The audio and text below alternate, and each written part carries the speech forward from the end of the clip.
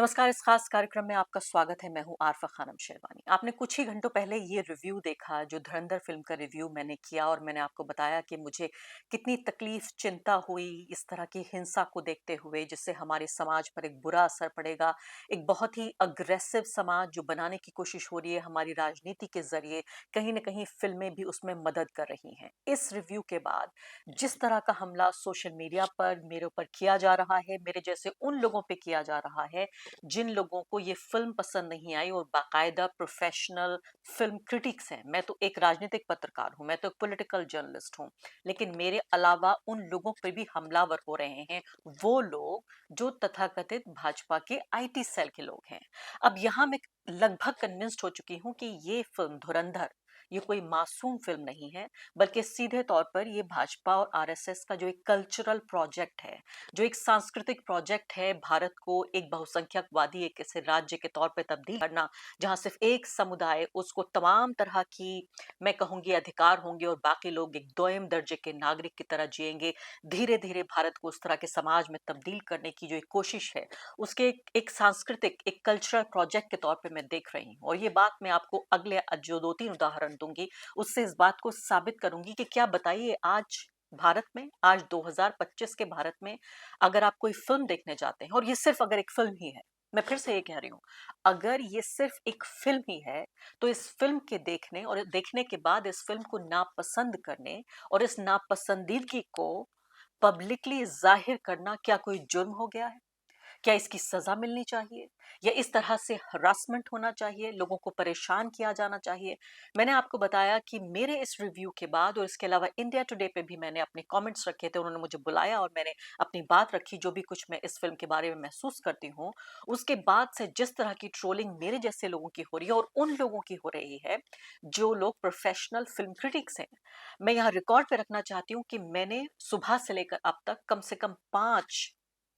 जाने माने बड़े और छोटे जो फिल्म आलोचक हैं उनसे बातचीत करने की कोशिश की। अब ये चूंकि निजता का मामला है, प्रिवेसी का मामला है, इसलिए मैं आपको मैसेजेस नहीं दिखा सकती, लेकिन मैं यहाँ दावे के साथ ये कह रही हूँ, उन पांचों लोगों ने मुझसे ये कहा कि आप जिस भी फिल्म के बारे में चाहेंगी, हम आके आपसे बातचीत करेंगे, हमें खुशी होगी कि अपनी राय हम रखेंगे, सिर्फ हमें जरा सी माजरत दे दीजिए, हम इस फिल्म के बारे में कोई बात नहीं करना चाहते। आज हालत ये हो गई है, कोई फिल्म क्रिटिक, कोई फिल्म आलोचक, पेशेवराना प्रोफेशनल लोग जो फिल्मों पे लिखते रहे हैं, अब से नहीं कई दशकों से, वो लोग जिनकी राय को देखकर, सुनकर, समझकर एक्टर्स, डायरेक्टर्स, प्रोड्यूसर्स फिल्म बनाते हैं और उसको ध्यान में रखते हैं, आज वो लोग, और वो उनमें से वो लोग जो पावरफुल लोग हैं, यानी इन्फ्लुएंशियल लोग हैं, वो लोग सख्ते में हैं, डरे हुए हैं। कई लोगों ने सोशल मीडिया छोड़ दिया है, धुरंधर पर कोई बातचीत करने को तैयार नहीं है, क्योंकि इस तरह के जो ये कमेंट्स आप देख रहे हैं, पूरा भाजपा का जो महकमा है आईटी सेल का, वो लग गया है उन लोगों पर अटैक करने के लिए जो लोग धुरंधर फिल्म की आलोचना कर रहे हैं और इस फिल्म को एक तरह के बड़े प्रोजेक्ट के तौर पर, सांस्कृतिक प्रोजेक्ट के तौर पर वो पेश कर रहे हैं कि आपके पास कोई ऑप्शन नहीं है, या तो आप बिल्कुल खामोश रहिए या फिर आप फिल्म की सिर्फ तारीफ कर सकते हैं। अगर आप फिल्म की आलोचना कर रहे हैं तो किस तरह से आपके ऊपर हमला होगा, ये आप देखिए सोशल मीडिया पर लगातार सैकड़ों की तादाद में, हजारों की तादाद में लोग इस तरह से लगे हुए हैं। अब मैं आपको बताना चाहती हूँ कि इसको आधिकारिक रूप से आप ये देखिए कि ये जो फिल्म क्रिटिक है, इनको बाकायदा धमकियां मिल रही हैं। फिल्म के जो आलोचक हैं उन्हें इस तरह की धमकियां मिल रही हैं कि ये जो गिल्ड है, फिल्म क्रिटिक्स गिल्ड, उसने बाकायदा अपना स्टेटमेंट जारी करते हुए, इसने बोर्ड ने ये क्या लिखा है कि फिल्म धुरंधर की समीक्षाओं को लेकर फिल्म रिव्यूअर्स पर हो रहे हमलों, उन्हें परेशान करने और नफरत फैलाने वालों की कड़ी निंदा करता है बोर्ड। इसके बाद उन्होंने कहा, जो बात सिर्फ असहमति के तौर पर शुरू हुई थी, अब बदसलूकी में तब्दील हो रही है। रिव्यूअर्स या क्रिटिक्स जो है उन पर निजी हमले हो रहे हैं, उनकी ईमानदारी पर सवाल उठाने की को साजिशों में बदल दिया गया है कि अगर वो सवाल उठा रहे हैं तो ये कंस्पिरेसी है, ये एक साजिश है। कई सदस्यों को धमकियां मिल रही हैं, ये बोर्ड ने कहा है। उन्होंने लिखा कि पिछले कुछ दिनों में हमारे कई सदस्यों को धमकियां मिली हैं, उन्हें चुप कराने के लिए ऑनलाइन अभियान चलाए गए हैं, सिर्फ इसलिए क्योंकि उन्होंने फिल्मों के बारे में अपनी राय दी थी। इससे भी ज्यादा चिंता की बात यह है कि कुछ लोग मौजूदा समीक्षाओं को बदलने, फिर से ध्यान से सुनिए, समीक्षाओं को बदलने के लिए मीडिया घरानों के फैसलों को प्रभावित करने और प्रकाशनों पर, जो पब्लिकेशंस हैं, उन पर रुख बदलने का दबाव डाल रहे हैं। धमकियां, दबाव, परेशान करना, बुली करना, टीज करना, ट्रोल करना,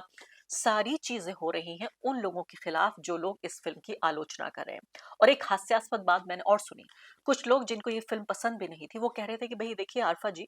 आपके जैसे लोग जब इस फ़िल्म की आलोचना कर रहे हैं, तो इस फ़िल्म को प्रोत्साहन मिल रहा है और ज़्यादा प्रमोशन मिल रहा है। आप ये सोचिए कि एक तरफ पूरी ये मशीनरी लगी हुई है, दूसरी तरफ मैं अदना-सी पत्रकार, मेरे एक शब्द कह देने या ना कह देने भर से, मैं सैकड़ों करोड़ की बजट की इन फ़िल्मों को प्रभावित कर रही हूँ कि लोग जाएँगे, लाखों लोग देखने या नहीं जाएँगे। मैंने तो सिर्फ़ अपना एक फ़र्ज़ निभाते हुए, एक पत्रकार और ज़िम्मेदार नागरिक की हैसियत से मैंने अपनी बात रखी कि मैंने ये फ़िल्म आपके लिए देखी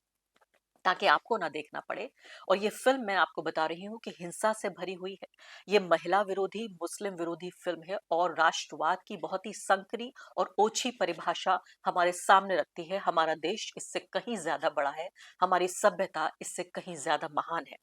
इसमें आगे ये कह रहे हैं कि चुप कराने के लिए ऑनलाइन कई सदस्यों को धमकियां मिल रही हैं, गिल्ड कह रहा है, और ऑनलाइन अभियान चलाए गए हैं। इसके लिए उन्होंने फिल्म के बारे में अपनी राय दी, क्यों रखी? इससे भी ज्यादा चिंता की बात है, कुछ लोग मौजूदा समीक्षाओं को बदलने, मीडिया घरानों के फैसलों को प्रभावित करने के लिए ये इस तरह से कार्रवाई कर रहे हैं और लोगों की राय को दबाने की कोशिश एक गलत और खतरनाक शुरुआत है। ये कहना है फिल्म समीक्षक जानबूझकर पक्षपात करते हैं या उनका कोई छिपा हुआ इरादा होता है, बिल्कुल गलत है।